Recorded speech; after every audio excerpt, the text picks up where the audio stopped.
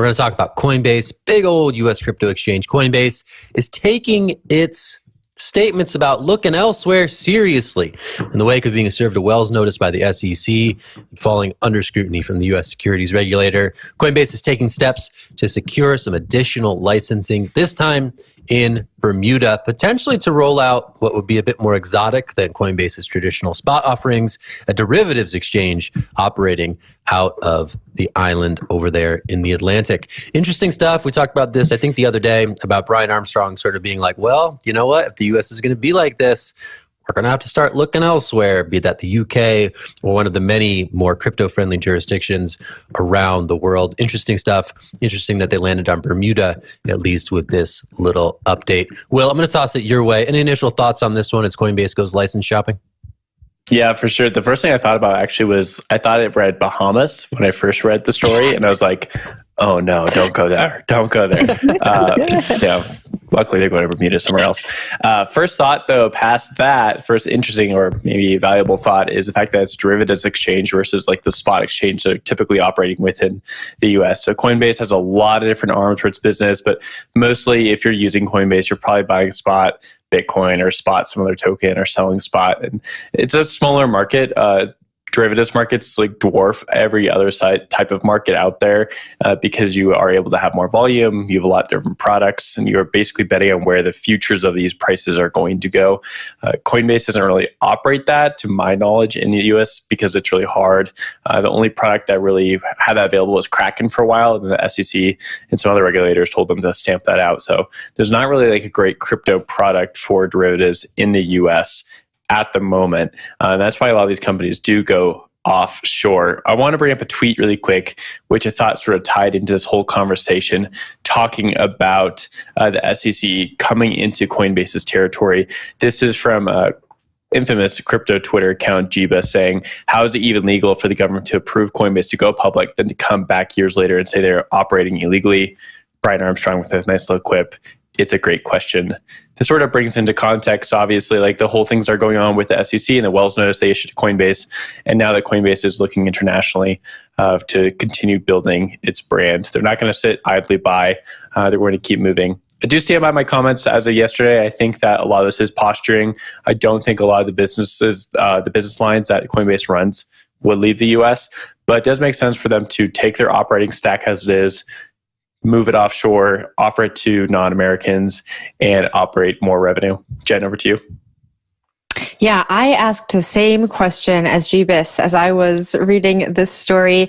I think, Will, I agree with you. It is a little bit of posturing, and it's to get the attention of the right people. So, earlier this week, we saw Gensler testify before Congress. I think, the fact that we have Coinbase executives out here giving us play-by-plays on what's going on, talking in the media so much about what's going on, saying, if you guys don't figure this out, we're going to Bermuda, is going to eventually force these questions to be asked at another level.